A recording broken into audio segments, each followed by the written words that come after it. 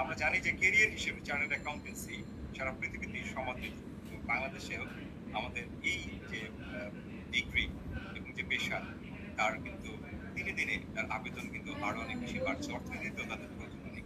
দেখতে পাচ্ছেন আমাদের ইউটিউব চ্যানেলে ঠিক একই সঙ্গে আমাদের লিঙ্কডইনের যে পেজ আছে, তিনটা প্ল্যাটফর্মে একত্রে লাইভ ব্রডকাস্টিং হচ্ছে। এখানে আপনারা যদি কমেন্ট করেন, আপনাদের আমরা শর্টলি এহসানুল হক আবেদের কাছ থেকে তার জার্নির কথা শুনলাম। তার কাছে অনেক প্রশ্ন আসবে ইতিমধ্যেই।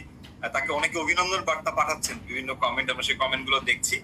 নিঃসন্দেহে এটি একটি ইন্টারঅ্যাক্টিভ সেশন হতে চলছে আমাদের সবার জন্য। একসাথে অনেক মানুষ আমাদেরকে দেখছেন, সেটাও আমরা দেখতে পাচ্ছি। এই ধরনের সবার যখন এঙ্গেজমেন্ট থাকে, তখন আমরা এই অনুষ্ঠানগুলোকে খুব ভালোভাবে আরো কন্টিনিউ করার অনুপ্রেরণা পাবো। আমাদের সঙ্গে জাহিদ হাসান এসিএ তিনি রয়েছেন, এবং আমি যতটুকু জানি যে জগন্নাথ বিশ্ববিদ্যালয়ের ফাইন্যান্স ডিপার্টমেন্ট থেকে তিনি পড়াশোনা করেছেন, এবং খুব বেশি সময় লাগেনি তার কিন্তু মেম্বার হতে। তিনি কাজ করছেন এখন কোকা-কোলা বাংলাদেশ বেভারেজ লিমিটেডের সঙ্গে। নিঃসন্দেহে তার জার্নিটাও আমরা আমাদেরকে অনুপ্রেরণা দিবে। আমরা এই মুহূর্তে জাহিদ হাসান এসি এর কাছ থেকে তার সিএ যে পার্সু করেছেন, তার সেই জার্নিটা শুনতে চাই।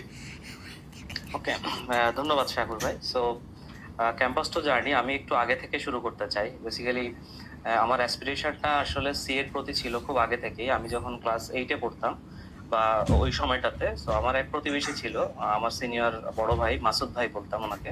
তো উনি আমার সিনিয়র থাকাতে উনি কমার্স ব্যাকগ্রাউন্ড নিয়ে পড়ালেখা করতো। সো তার কাছ থেকে আমি তখন কমার্স নিয়ে বিভিন্ন ধরনের জিনিস জানতে পারি, যে কমার্স কি কি সাবজেক্ট থাকে। অ্যাকাউন্টের প্রতি একটা chartered accountancy is the degree, যেটা কিনা তুমি ভবিষ্যতে নিতে পারো। তখন থেকে সি এর প্রতি একটা আগ্রহ তৈরি হয়, এবং যখনই আমি কখনো সিনিয়রকে পেতাম যারা কিনা পড়ালেখা করছে বা এই কমার্স ব্যাকগ্রাউন্ডে আছে, তাদেরকে পেলেই আমি এই বিষয়ে প্রশ্ন করতাম যে কিভাবে সিএ পড়তে হয়, কতগুলো সাবজেক্ট আছে। মানে তখন থেকে আমার এই কিউরিয়াসিটিটা তৈরি হয়।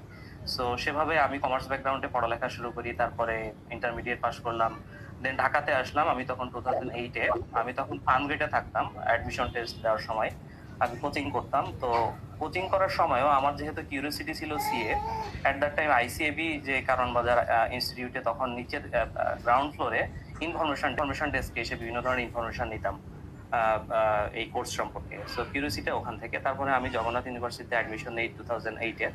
সো তখন থেকে আমি গ্রাজুয়েশন পার্সু করছিলাম। তো যখন আমি ফোর্থ ইয়ারের দিকে ছিলাম, তখন আমি আমার কয়েকটা টিচারের সাথে কথা বলতাম। তো আমাদের মাসিক হাসান স্যার ছিল ডিপার্টমেন্টের। সো উনি ইয়াং টিচার এবং খুবই এনকারেজ করতো আমাদেরকে। তো আমাদের 3-4 জন ফ্রেন্ড ছিল। সো তারা আমরা সবাই একসাথে সিএটা অ্যাডমিশন নিতে চাচ্ছিলাম। সো স্যারই আমাদেরকে মানে বিভিন্ন কোন ফার্মে যেতে হবে, কিভাবে অ্যাডমিশন নিতে হবে, এই বিষয়গুলোকে আমাদেরকে ইন্সপায়ার করে।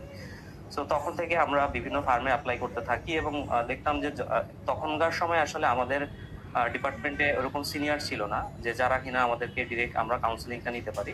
সো আমাদের জন্য একটু টাফ ছিল, কিন্তু সাবসিকুয়েন্টলি দেখলাম যে আসলে এটা টাফ কিছুই না। এটা আসলে সিম্পলি যে কোনো সিএ ফার্মে বা ভালো সিএ ফার্মে যে যেখানে পড়তে চায়, অ্যাপ্লিকেশন ড্রপ করলেই সেখান থেকে তারা ইনভাইটেশন পেয়ে যায়।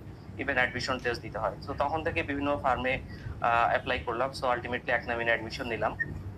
সো তারপরে অ্যাডমিশন আর্টিকেলশিপ কমপ্লিট করলাম 2018-এ। সো ওই সময় আরেকটা চ্যালেঞ্জ ছিল, যেটা অনেক স্টুডেন্টদের ক্ষেত্রে বা যারা এখন আর্টিকেলশিপ পড়ছে তাদের ক্ষেত্রে একটা চ্যালেঞ্জ থাকে, যে যেহেতু অনেকে মনে করে যে সিএ ফার্মে থেকে সে চার্টার্ড অ্যাকাউন্টেন্সিটা কমপ্লিট করতে চায়, এবং অনেকে চাই কর্পোরেটে, মানে ভয় পায় কর্পোরেটে যেতে, যে কর্পোরেটে ঢুকলে হয়তো সে কোয়ালিফাই করতে পারবে না। বাট আমি কিন্তু আমার আর্টিকেলশিপ কমপ্লিট হওয়ার সাথে সাথে আমি কর্পোরেটে জব নেই। সো সেখান থেকে কিন্তু চাকরির পাশাপাশি আমার সিএটা কমপ্লিট করি। এবং আমি দেখতাম যখন আমি খুব প্রেশার সিচুয়েশনে থাকতাম অফিসে, বা যে দিনগুলোতে আমি অফিস থেকে একটু বেশি করে লেট করে বাসায় ফিরছি, ওই দিনগুলোতে আমার সিএ পড়ালেখাটা বেশি হতো। সো আমি বলবো যে আসলে সিএ ফার্ম অথবা কর্পোরেট যে কোনো জায়গা থেকেই যে কেউ চাইলেই পাস করতে পারে আসলে। সো এটা আমি অ্যাডভাইস দিব যে যে যেখানেই থাকুক না কেন, তার পড়ালেখার প্রতি যদি তার কনসেন্ট্রেশন থাকে, সেই ক্যান কোয়ালিফাই ইজিলি। এবং আরেকটা জিনিস থাকবে অ্যাডভাইস, যারা এখন আর্টিকেলশিপ পার্সু করছে তাদের জন্য, সেটা হচ্ছে যে অনেকের সাথে কথা হয় যারা এখন পরীক্ষা দিচ্ছে, বলে যে ভাই আপনারা আমাদের অ্যাডভাইস করেন।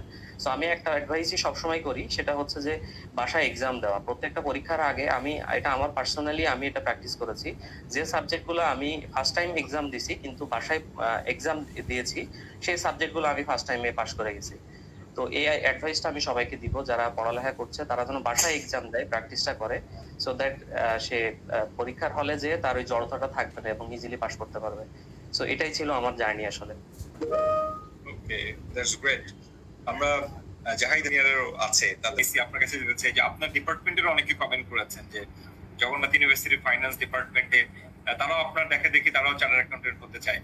আমরা গত বছরেই কিন্তু ডিপার্টমেন্ট অফ ফাইন্যান্স জগন্নাথ ইউনিভার্সিটির সঙ্গে এমওইউ সাইন করেছি। খুব সম্প্রতি আমরা ঢাকা বিশ্ববিদ্যালয়ের ব্যাংকিং এন্ড ইন্স্যুরেন্স ডিপার্টমেন্টের সঙ্গেও একটা এমওইউ সাইনিং করব। আমাদের এই নেটটা কিন্তু বাড়াচ্ছে এবং স্টুডেন্টের জন্য অনেক সুবিধা তৈরি হচ্ছে। প্রি আর্টিকেল স্টুডেন্ট হিসেবে প্রফেশনাল লেভেলে এপিআর করা যায়, এটা একটা সময় আসলে স্বপ্নেও দেখা যেত না। এমন সব ইনিশিয়েটিভ গুলো কিন্তু the Institute of Chartered Accountants of Bangladesh নিয়েছে, thanks to the policy maker. আপনাদের কারণে আসলে চেঞ্জ গুলো আসছে। জাহিদ হাসান এসে আপনার সতীর্থ, আপনার জুনিয়র কিংবা আপনাকে যারা ফলো করে আপনার কথা শুনতে চায় তাদের জন্য কি বার্তা রাখবেন অনুপ্রেরণা? ওকে, থ্যাংক ইউ। সো আমি একটা দিয়ে শুরু করতে চাই। প্রেসিডেন্ট স্যার যেটা বললেন যে সিএ প্রফেশনে আসলে মানিটা ম্যাটার না, যে কেউ সিএ পড়তে পারে। সো এখানে আমার একটা এক্সপিরিয়েন্স হচ্ছে, আমি যখন ফার্মে অ্যাডমিশন নেই, আমি আর্লি পাস করার কারণে আমি ফার্ম থেকে এক্সট্রা স্কলারশিপ পাই এবং আমি আইসিবি থেকেও স্কলারশিপ পেয়েছিলাম আমি যখন সিএ পড়তাম। সো আমার কিন্তু আসলে এই সিএ পড়ার জন্য আসলেই আমার টাকা নিয়ে কখনোই টেনশন করতে হয়নি। আমি ফার্ম থেকেও স্কলারশিপ পেয়েছি, আইসিবি থেকেও পেয়েছি, আর এখন তো আইসিবি আরো ফ্যাসিলিটেট করছে বিভিন্ন স্টেপ। তো অনেকের হয়তো ভুল ধারণা থাকে যে কারণে তারা আসতে পারে না। সো আমি বলবো যে বেশিরভাগ সিএ যেগুলো অন্যরা শুনে থাকে বেশিরভাগই আসলে ভুল ধারণা। যেমন প্রেসিডেন্ট স্যার আরো একটা কথা বললেন যে আইসিবি থেকে হয়তো লিমিটেশন থাকে যে এতজনের বেশি পাস করানো যাবে না। আসলে অনেক ভুল ধারণার কারণেই অনেকে হয়তো সিএ তে পার্সু করতে চায় না। আমি বলবো এগুলোর সাথে না থেকে যে শুরু করতে চাই অবশ্যই সিএ শুরু করা উচিত। এবং অন্যরা যেটা বললেন হার্ড ওয়ার্ক, ডেডিকেশন এবং কনসিস্টেন্সি একটা ব্যাপার, যেটা নিয়মিতভাবে যে পড়ালেখা করে আসলে সিএ পাস করা কঠিন কিছুই না। আমি সবাইকে এনকারেজ করবো সিএ তে আসার জন্য। Thank you very much. আমাদের সঙ্গে